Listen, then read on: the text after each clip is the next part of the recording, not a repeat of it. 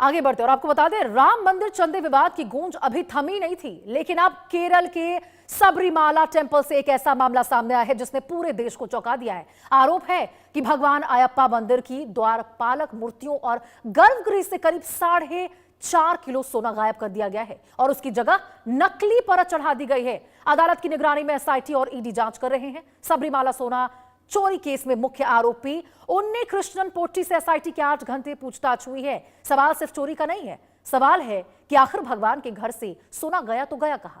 सवाल धर्म पर नहीं, सवाल उन लोगों पर है जिन पर श्रद्धा के साथ विश्वासघात का आरोप लगा है। रिपोर्ट देखिए। सोना गायब, तांबा बाकी, सबरीमाला में आस्था के भीतर छिपा गोल्ड स्कैम। केरल के घने जंगलों और पहाड़ियों के बीच बसा सबरीमाला मंदिर करोड़ों श्रद्धालुओं की आस्था का केंद्र। हर साल लाखों भक्त भगवान अयप्पा के दर्शन के लिए यहाँ पहुँचते हैं, लेकिन अब इसी पवित्र धाम से निकली एक खबर ने श्रद्धा, व्यवस्था और प्रशासन तीनों को कटघरे में खड़ा कर दिया है। मंदिर के भीतर से सोना गायब होने का मामला अब देश के सबसे बड़े धार्मिक घोटालों में गिना जाने लगा है। यह कहानी शुरू होती है मंदिर के द्वारपालकों से। वे प्रतिमाएं जो मंदिर के प्रवेश द्वार की रक्षा का प्रतीक मानी जाती हैं। वर्ष 1998 में इन मूर्तियों और मंदिरों के कुछ हिस्सों पर सोने की परत चढ़ाई गई थी। भक्तों ने सोना चढ़ाया था श्रद्धा से, लेकिन किसी ने नहीं सोचा था कि यही सोना एक दिन घोटाले की वजह बन जाएगा। वर्षों तक सब सामान्य दिखता रहा, फिर अचानक एक दिन कुछ लोगों की नज़र द्वारपालकों पर गई। जहां चमकता सोना होना चाहिए था, वहां परत उखड़ी हुई थी। नीचे से तांबे जैसे धातु दिखाई दे रहे थे। पहले इसे सामान्य घिसावट माना गया, लेकिन जल्द ही सवाल उठने लगे। अगर असली सोना चढ़ाया गया था तो इतनी जल्दी परत क्यों उतर गई? यहीं से संदेह ने जांच का रूप लिया।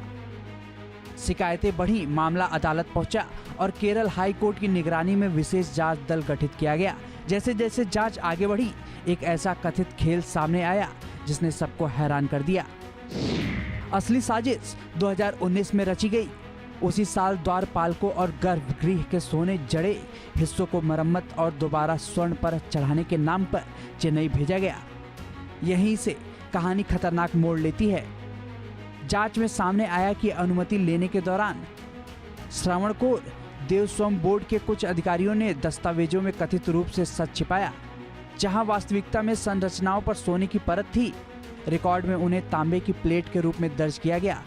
एक छोटा सा दस्तावेजी बदलाव, लेकिन यही कथित घोटालों की चाबी बन गया। क्योंकि कागजों में सोना था ही नहीं, तो बाद में उसके गायब होने का सवाल भी मुश्किल हो जाता। एसआईटी का आरोप है कि चेन्नई की निजी फर्म में पहुंचने के बाद मूल सोना हटाया गया। उतना इस्तेमाल हुआ, लेकिन बाकी सोना कथित तौर पर गायब हो गया। यानी आरोप बेहद गंभीर है। असली सोना निकाला गया और उसकी जगह नकली परत चढ़ा दी गई। जांच के मुताबिक करीब 4.5 किलो सोना इस पूरी प्रक्रिया में गायब हुआ। यह केवल धातु नहीं, करोड़ों की संपत्ति है। लेकिन कहानी यहीं खत्म नहीं होती। चोरी के बाद उसे छिपाने की भी पूरी तैयारी की गई। काम पूरा होने के बाद कथित तौर पर एक प्रमाण पत्र जारी किया गया, जिसमें दावा किया गया कि नई स्वर्ण परत 40 साल तक सुरक्षित रहेगी। कागजों में सब परफेक्ट था, लेकिन जमीन पर सच ज्यादा दिन छिप नहीं सका। कुछ ही महीनों में परत उखड़ने लगी और नीचे का तांबा बाहर आने लगा। यहीं से परत दर परत राज खुलने लगे। एसआईटी रिपोर्ट का दूसरा बड़ा दावा और भी चौंकाने वाला है। जब पुरानी कथित हेराफेरी उजागर होने लगी, तब 2025 में एक नया ऑपरेशन शुरू हुआ। द्वारपालकों को दोबारा चेन्नई भेजने की तैयारी की गई। आधिकारिक वजह बताई गई, नई प्लेटिंग और मरम्मत। लेकिन जांच एजेंसी का कहना है कि यह मरम्मत नहीं थी, यह पुराने सबूत मिटाने की कोशिश थी। यानी कथित तौर पर चोरी के बाद उसे छिपाने के लिए दूसरी परत बिछाई जा रही थी। जांच की आंच अब बड़े नामों तक पहुंच चुकी है। श्रावणकोर देवस्थानम बोर्ड के पूर्व अध्यक्ष PS प्रशांत सहित कई वरिष्ठ अधिकारी जांच के घेरे में हैं।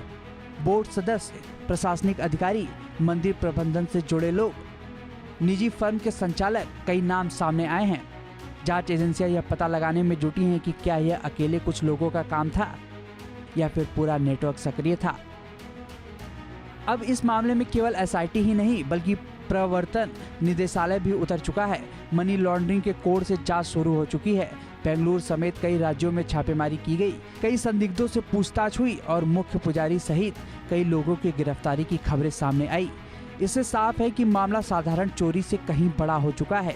केरल हाई कोर्ट ने अंतरिम रिपोर्ट देखने के बाद बेहद सख्त रुख अपनाया।